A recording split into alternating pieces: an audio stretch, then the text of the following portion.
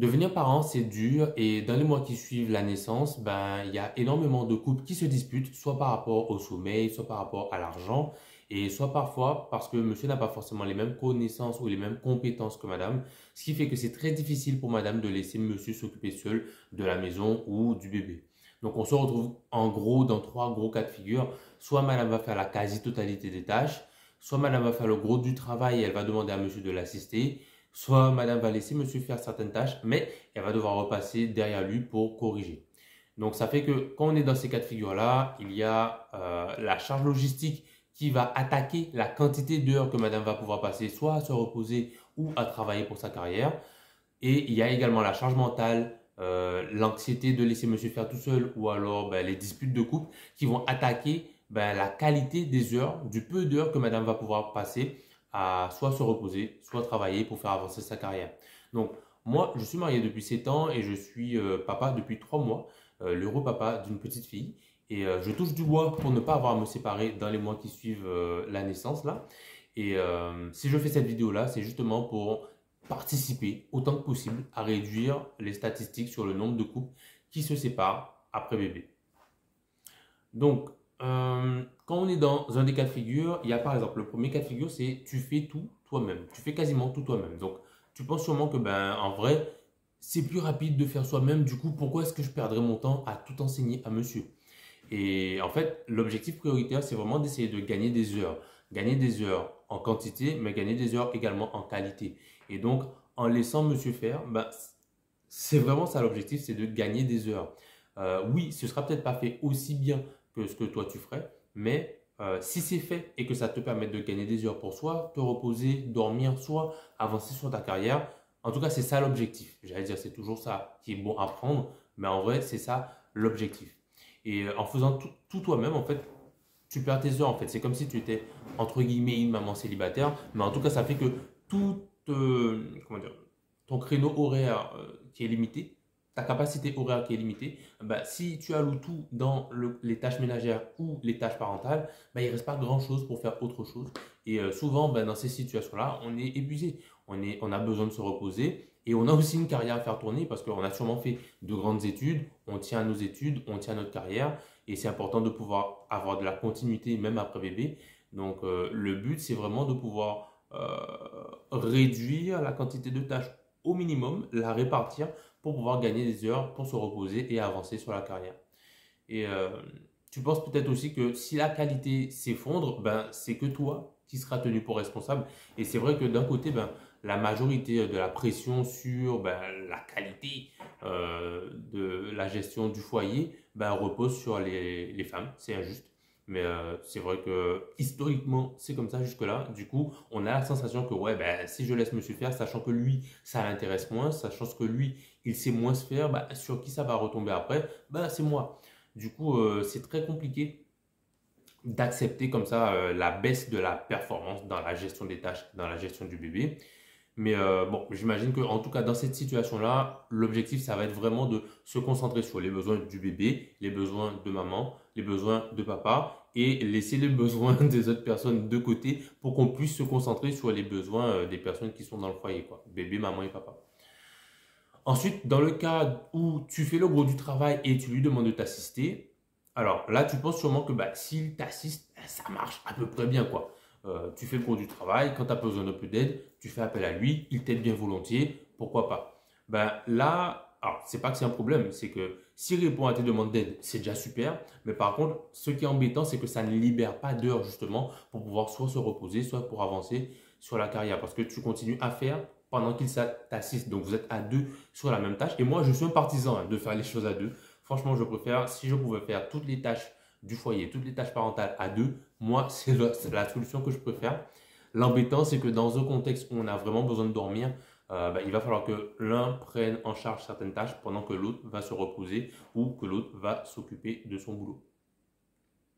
Et dans le cas numéro 3, où tu le laisses faire, mais tu dois repasser derrière, c'est pas non plus idéal. Donc tu penses sûrement que si tu ne contrôles pas tout, il va faire n'importe quoi et on peut pas le laisser faire n'importe quoi. En tout cas, on peut pas laisser le foyer, la maison être dans n'importe quel état et surtout on peut pas laisser le bébé, ne pas avoir ses besoins satisfaits et être inconfortable.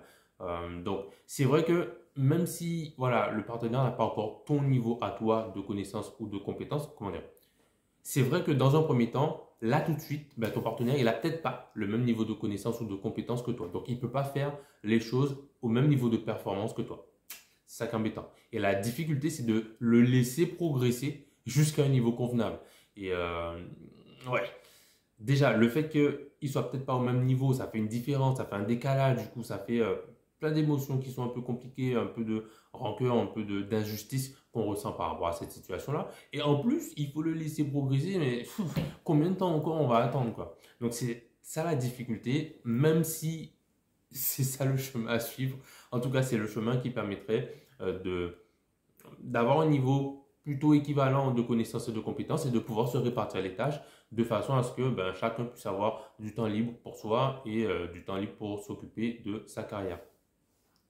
Donc, tu penses aussi peut-être que quand tu le corriges, enfin, c'est pas quelque chose que tu penses, c'est un truc que tu observes, quand tu le corriges, il se braque et ça part vite en dispute. Alors, c'est vrai que premièrement, il y a la frustration de voir que la manière dont il performe, ben, c'est pas aussi bien que ce que toi tu fais. Donc tu te dis, mais c'est pas comme j'aime, regarde comment il a fait ça n'importe comment et tout. Donc il y a déjà cette frustration-là qui fait que c'est plus facile pour une discussion de se transformer en dispute, malheureusement. Et ce qui peut être utile, c'est de ne pas forcément le corriger, lui dire ce qu'il a mal fait, mais quand il fait quelque chose, essayer de l'encourager pour ce qu'il a fait. En tout cas, surtout si ça te permet de gagner des heures pour te reposer ou pour travailler. Donc, par rapport à ces trois cas de figure, moi, les solutions que j'ai en tête jusque-là, c'est la première solution en tout cas, ce serait l'autonomie et la prise en charge. Donc, comme je te disais, moi, je ne suis pas forcément un fan de la séparation drastique des tâches. Genre, tu fais les tâches pendant que moi, je fais autre chose, ou tu fais telle tâche pendant que moi, je fais telle tâche, ou alors tu fais telle tâche pendant que moi, je vais me reposer. Si je pouvais, si j'avais le choix, j'aurais choisi de faire tout ensemble en fait. Parce que voilà, j'aime ma relation, j'aime mon épouse, j'aime ma relation que j'ai avec mon épouse, j'aime mon bébé, j'ai envie de passer du temps avec eux.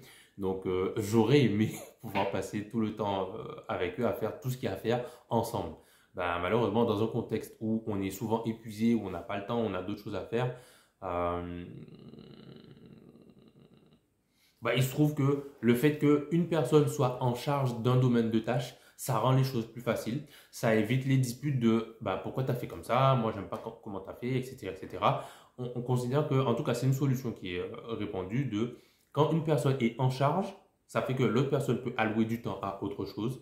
Et ça fait également qu'on laisse la personne en charge décider de comment elle fait tant que on respecte un certain standard. Mais l'objectif, c'est de faire en sorte que une personne soit en charge d'un poste, qu'une autre personne soit en charge d'un autre poste et qu'on ne se marche pas sur les pieds, que voilà. En tout cas, dans un contexte où il peut y avoir pas mal de disputes, où il peut y avoir pas mal de frustration, ben c'est bien si on n'est pas tous les deux à se frustrer l'un l'autre et à se dire, oui, mais pourquoi tu fais comme ça? Moi, je ne fais pas comme ça. Pourquoi tu fais comme ça? Pourquoi tu fais pas comme je fais? D'ailleurs, je t'ai montré la dernière fois. Le fait que chacun fasse, toi tu fais des tâches là-bas et moi je vais faire des tâches là-bas, ça permet au moins d'éviter ce cas de figure qui peut être générateur de disputes. Euh, voilà. Et puis, quelles sont les premières tâches qu'il devrait prendre en charge en premier? Donc, l'idéal, ce serait dans un premier temps de séparer les tâches domestiques et les tâches parentales. Les tâches parentales, elles sont un peu plus critiques, donc, euh, comment dire, la maison a moins besoin de nous en tant que parents que le bébé. Donc, si on peut commencer à déléguer certaines tâches ou à simplifier, automatiser certaines tâches, on va plutôt se concentrer sur les tâches domestiques en premier parce que là, on peut vraiment réduire la qualité sans avoir peur que ça ait un impact, un gros impact sur le bébé. Genre, on ne pourrait pas drastiquement réduire la quantité d'heures qu'on passe à faire les soins du bébé. Mais par contre, la maison a moins besoin de nous, donc c'est plus judicieux de se concentrer sur d'abord chercher à réduire la quantité ou la qualité des tâches qu'on fait pour la maison en tant que telle. Donc, ça peut être déjà un premier domaine à passer la main à monsieur pour qu'il puisse développer les connaissances et les compétences pour pouvoir prendre certaines choses en charge. Donc, je pense notamment, ce qui va prendre beaucoup de temps, c'est la nourriture. Ouais, ça prend presque la moitié de la charge domestique. Ensuite, on a le linge. C'est peut-être ouais, quelque chose comme 15-20% de la charge. Ensuite, on a le ménage, pareil aussi 10-15-20% de la charge. Donc, ouais, on dirait, commençons par ces trois postes-là. Il y a d'autres postes comme l'administratif, il y a d'autres postes comme bon, il y a tout un tas d'autres trucs, mais sur ces trois postes-là, en tout cas, c'est pas mal de tâches qui sont récurrentes et qui consomment beaucoup d'heures. Donc, c'est bien si on peut déjà être soulagé sur ces trois postes-là. Moi, par exemple, j'ai l'objectif de pouvoir prendre à charge totalement le poste de la nourriture, c'est-à-dire faire les courses, ranger les courses, savoir qu'est-ce qu'il faut acheter, cuisiner ce qu'on a acheté, ensuite ranger une fois après qu'on a cuisiné, laver la vaisselle. Bon, heureusement, j'ai acheté un lave-vaisselle, mais voilà, toute cette logistique-là, j'aimerais pouvoir la prendre en charge totalement pour pouvoir ben, délester madame de ce gros poste de charge. J'y suis pas encore complètement, mais c'est mon objectif. Ensuite, il y a du coup, après tout ce qui est la cuisine, il y a tout ce qui est le linge et tout ce qui est le ménage. Donc, c'est déjà un bon point de départ pour commencer. Ensuite, comme il faut aussi se relayer sur les tâches parentales, ce qui peut être intéressant de faire, c'est que si voilà, tout le monde n'a pas forcément le même niveau de connaissance et de compétences, d'essayer de commencer par les tâches qui sont quand même critiques, mais où monsieur va pouvoir s'en sortir beaucoup plus facilement. Comme ça, voilà. En gros, on choisit les tâches pour lesquelles il a le plus de chances de réussite. Comme ça, lui, il aura ben, du succès dans ce qu'il va faire. Et ben, madame, elle pourra avoir du temps pour dormir et s'occuper de sa carrière. Donc ça, c'était la première partie de la solution, donc le concept de prise en charge, euh, qui est différent de demander de l'aide d'ailleurs. Demander de l'aide est différent de la prise en charge, mais bon, on l'a bien compris. Demander de l'aide, c'est on fait ensemble et tu m'aides, et prise en charge, c'est tu fais et moi je fais. La deuxième partie de la solution maintenant, c'est d'avoir un standard minimum.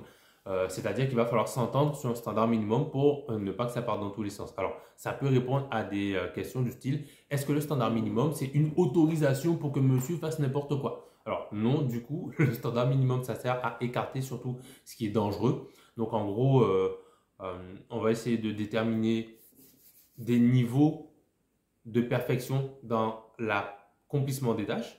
Donc là, il y aurait le niveau parfait. Là, il y aurait le niveau pas fait du tout. Et puis, juste au-dessus, il y aurait le niveau où c'est fait, mais c'est fait. Soit c'est pas fait et du coup, c'est dangereux. Soit c'est fait, mais c'est fait de manière bâclée et ça reste encore dangereux. Donc, le niveau minimum, le standard minimum, il devrait être à partir de juste au-dessus. Et il faudrait vraiment que le standard minimum soit différent du ah ouais, là c'est bien fait, ou alors différent du niveau ah ouais, là c'est super bien fait. Il faudrait vraiment chercher le niveau minimum viable pour justement pouvoir gagner du temps sur cette partie-là. Entre le bien fait et le très bien fait, on va pas forcément vouloir aller chercher le très bien fait, mais bon, ça j'en parle tout à l'heure. Donc, le standard minimum, c'est vraiment pour d'un côté écarter tout ce qui est dangereux. Donc, ça veut dire que quand on parle de standard minimum, c'est pas dangereux. On a déjà écarté les cas de figure où c'est pas fait ou alors c'est fait de manière tellement bâclée que c'est dangereux. Et le but n'est pas de faire n'importe quoi, mais d'assurer la sécurité. Donc c'est un niveau minimum qui fait que c'est fait en fait et qu'il n'y a pas de problème associé au fait que ce soit fait avec ce standard-là. Ce sera peut-être pas bien fait, ce serait peut-être pas super bien fait, mais au moins c'est fait et il n'y a pas de danger. Donc c'est ça l'objectif à poursuivre pour un standard minimum. Et une autre question qu'on pourrait avoir, c'est pourquoi vouloir que la tâche soit faite au minimum plutôt que vouloir que la tâche soit bien faite? Alors, si monsieur a déjà les compétences et les connaissances pour faire un travail qui soit bien fait, bon, ben, c'est super, on touche à rien. Mais par contre, s'il n'a pas encore le niveau de compétence pour monter jusqu'au niveau où c'est ouais, c'est bien fait et ça apporte cette satisfaction, dans ce cas-là, ben, ça risque de créer de la frustration. Comme on disait tout à l'heure, le temps d'attente qui développe tout ce qu'il faut développer pour monter jusque là-haut, ben, ça fait que la frustration est longue et que ça augmente le risque de disputes, de reproches, de ce genre de choses. Donc, autant se concentrer sur un niveau minimum qui est sans danger. Comme ça, la victoire arrive beaucoup plus rapidement et ça permet de libérer du temps pour madame beaucoup plus rapidement également. Ensuite, une autre question qu'on pourrait avoir, c'est comment éviter que le standard minimum devienne le standard pour toujours. Parce que le but, c'est vraiment pas de rester au minimum, c'est de commencer par le minimum et ensuite de progresser au fur et à mesure vers bien fait ou voire super bien fait dans le temps. Alors, Le standard minimum, ça donne une victoire rapide, donc ça permet de créer de la confiance mutuelle. Ok, quand monsieur a réussi à atteindre le standard minimum sur certaines tâches, la cuisine, le linge ou le ménage, peu importe, quand il a commencé à atteindre le standard minimum, ben, c'est déjà une première victoire. Lui, il se dit que ok, j'ai pu participer à mon foyer, je suis content et en plus, je ne me fais pas trop taper sur les doigts, hopefully, par madame. Et madame peut être plus sereine pour se libérer du temps. Quand elle va aller se reposer, elle sait que le standard minimum, il est atteint, il n'y a pas de danger, donc je peux dormir sereinement. Ou alors, le standard minimum, il est atteint, il n'y a pas de danger, donc je peux aller travailler sans avoir forcément la charge mentale de me dire, mais est-ce que monsieur va bien faire? Comment il va faire? Est-ce que je vais devoir repasser derrière? Est-ce que je ferai bien? Est-ce que je fais bien d'être en train de me reposer ou d'être en train de travailler pendant qu'il y a des choses à faire dans le foyer ou pour le bébé? Donc, ça permet vraiment de se libérer de tout ça, en tout cas de commencer à libérer du temps. Et voilà, donc c'est une première étape d'un chemin de progression. Donc c'est juste la première étape, le standard minimum, c'est juste la première étape. Et ensuite, on va continuer à progresser vers bien fait et voire super bien fait si c'est l'objectif. Et comment faire pour éviter que le standard minimum reste le standard pour toujours également? C'est en faisant en sorte de féliciter la progression de monsieur. S'il est passé de en dessous de minimum viable à minimum viable, il faut réussir à le féliciter. Comme ça va l'encourager à prendre de plus en plus de tâches à sa charge. Pensez aussi à le remercier pour le temps libéré, comme ça reste concentré sur l'objectif qui est de libérer du temps. Donc, si tu m'as permis de me libérer du temps pour soit me reposer, soit que j'aille travailler, merci. Comme ça, tu sais que c'est quelque chose que j'apprécie. Tu as fait quelque chose qui avait de la valeur pour moi et je t'encourage vivement de continuer tes efforts. Donc, voilà. Du coup, si on doit former monsieur pour qu'il soit autonome, par quoi on commence? Donc, comme on l'a dit, essayez de commencer par les tâches domestiques qui vont consommer pas mal de temps. Donc, la nourriture, le linge, le ménage, c'est un bon terrain d'apprentissage. Et puis, ensuite, on pourrait passer à d'autres tâches qui sont un peu plus critiques par rapport aux tâches parentales.